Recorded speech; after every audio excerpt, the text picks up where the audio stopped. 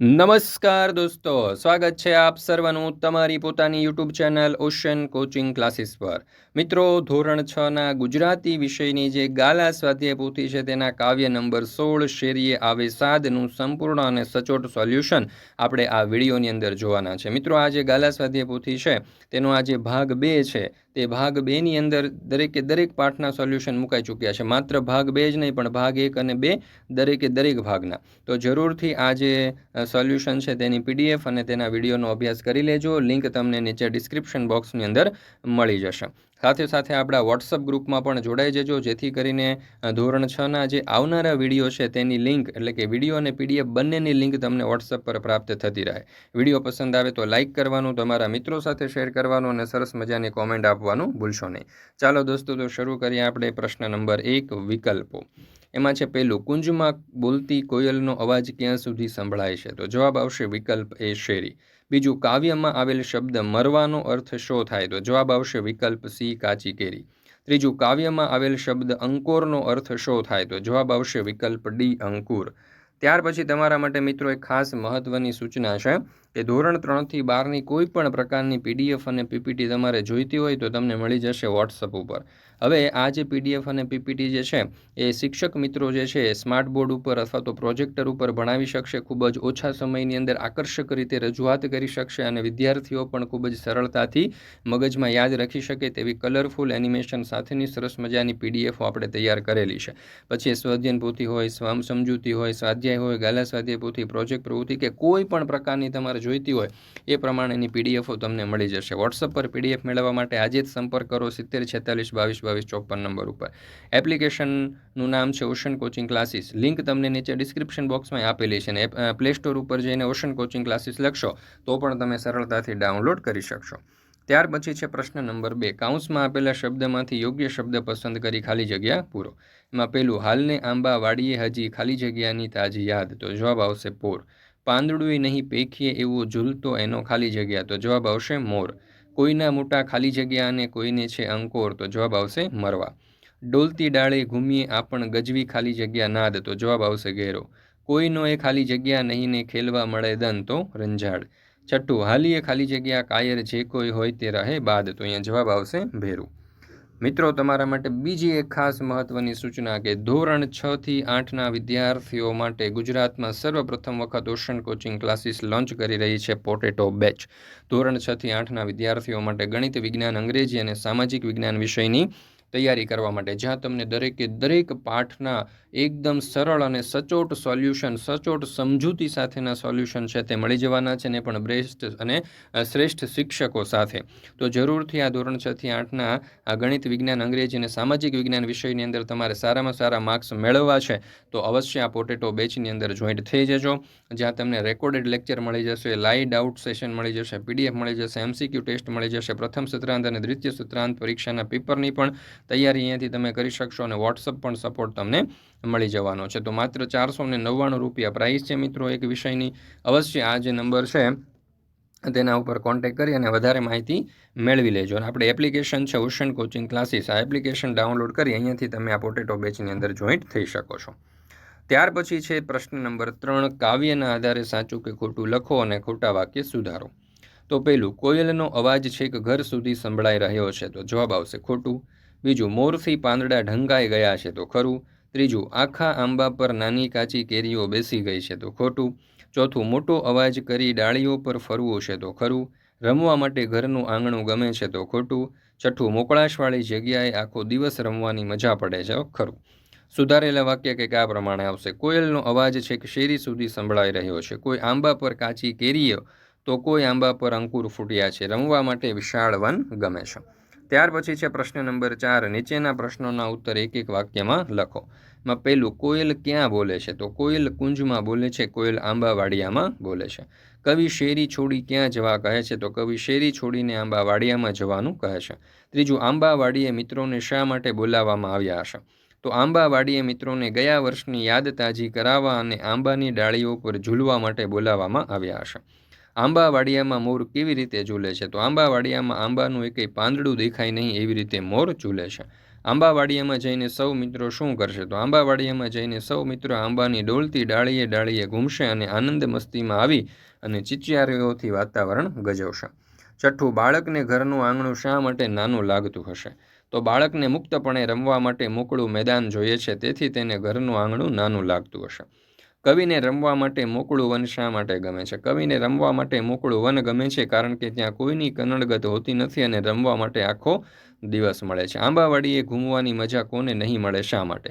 તો કાયર બાળકોને આંબાવાડીએ ઘૂમવાની મજા નહીં મળે કારણ કે આંબાની ડાળીઓ પર ચડ ઉતર કરવાની એમને બીક લાગે છે. નવમો સવાલ, શેરીએ આવે સાદ કાવ્યના કવિનું નામ શું છે? તો શેરીએ આવે સાદ કાવ્યના કવિનું નામ રાજેન્દ્ર શાહ છે. ત્યાર પછી છે પ્રશ્ન નંબર 5. નીચેના પ્રશ્નોના ઉત્તર 2-3 વાક્યમાં લખો. એમાં છે પહેલો સવાલ, કાવ્યમાં આંબાવાડિયાનું વર્ણન કરવામાં આવ્યું છે. તો આંબાવાડિયામાં આંબા ઉપર એટલો મોર આવ્યો છે કે આંબાનું એકેય પાંદડું દેખાતું નથી. કોઈ આંબાને કુંબળી કુપળો ફૂટી છે તો કોઈ આંબાને મરવા આવ્યા છે. મોરની માદક ગંધથી આનંદમાં આવીને આંબાવાડિયામાં કોયલ ટહુકે છે.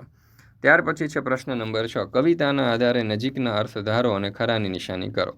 શેરી તો ફળિયું, પોર તો ગતવર્ષ, ઝૂલવું તો લટકવું, ઘૂમવું તો રખડવું, નાદ તો અવાજ અને ભેરું તો મિત્ર. ચાલો, ત્યાર પછી છે પ્રશ્ન નંબર 7. ગદ્યમાંથી પદ્યમાં અને પદ્યમાંથી ગદ્યમાં રૂપાંતર કરો. તો અહીંયા ગદ્ય આપ્યું છે, એનું પદ્ય આ રીતે આવશે. હાલને આંબા વાડીએ હજી પોરની તાજી યાદ. અહીંયા પદ્ય આપેલું છે તો ગદ્ય આ પ્રમાણે આવશે. કોઈ આંબા પર કાચી કેરીઓ તો કોઈ આંબાને કુપળો ફૂટી છે.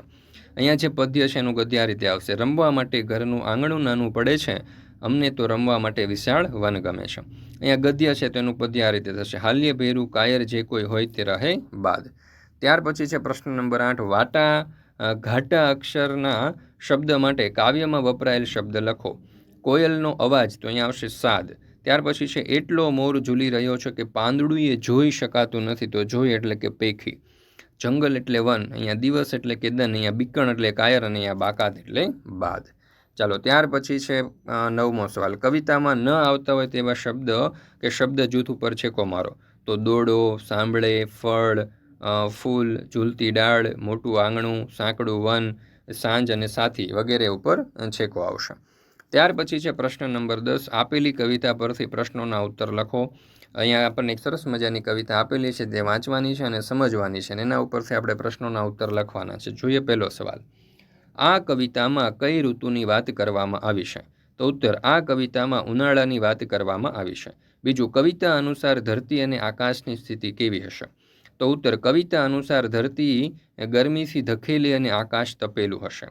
ત્રીજો સવાલ, નીચેના શબ્દ સમૂહ માટે એક શબ્દ લખો. ઉનાળાના ગરમ પવનનો ઝાપટો તો લૂ.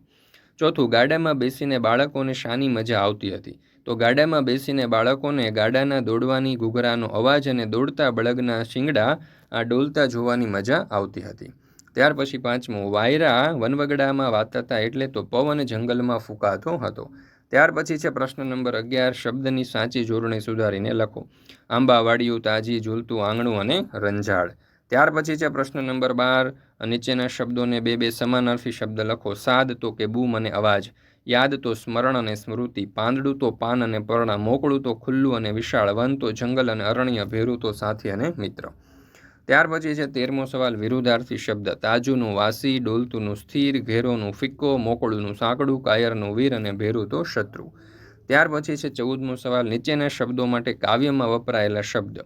અવાજ તો કે સાદ અને નાદ, ફળિયું તો શેરી, ગયું વર્ષ તો પોર, જોવું તો પેંખું, ખુલ્લું તો મોકળું, રમવું તો ખેલવું અને મિત્ર તો ભેરું. ત્યાર પછી છે પ્રશ્ન નંબર 15. નીચેના શબ્દ સમૂહ માટે એક શબ્દ લખો. વૃક્ષોને વેલાઓથી થયેલી ઘટા તો કુંજ, આંબાની ફૂલ મંજરી તો મોર, આંબા પર આવતી નાની કાચી કેરી તો મરવો અને જગ્યાની છૂટવાળું તો મોકળું. ત્યાર પછી છે પ્રશ્ન નંબર 16. નીચેના વાક્યમાંથી વિશેષણ અથવા તો વિશેષ્ય અલગ તારવીને લખો. હજી પોરની તાજી યાદ, તો એમાં વિશેષણ છે તાજી અને વિશેષ્ય યાદ. ગમે મોકળું મોટું વન, તો એમાં વિશેષણ છે મોકળું મોટું અને વિશેષ્ય છે વન. ને ઘૂમીએ આપણ ગજવી ઘેરો નાદ, તો વિશેષણ ઘેરો અને વિશેષ્ય નાદ. ત્યાર પછી છે પ્રશ્ન નંબર 17. શબ્દકોશના ક્રમમાં ગોઠવો. તો વન, પોર, પેખું અને પાંદડું, તો પાંદડું, પેખું, પોર અને વન. સાદ, શેરી, કાયર અને ભેરું, તો કાયર, ભેરી, શેરું અને સાદ. મિત્રો, ધોરણ 3 થી 12ની કોઈ પણ પ્રકારની PDF અને PPT તમારે જોઈતી હોય તો એ તમને મળી જશે ઓશન કોચિંગ ક્લાસીસ પરથી.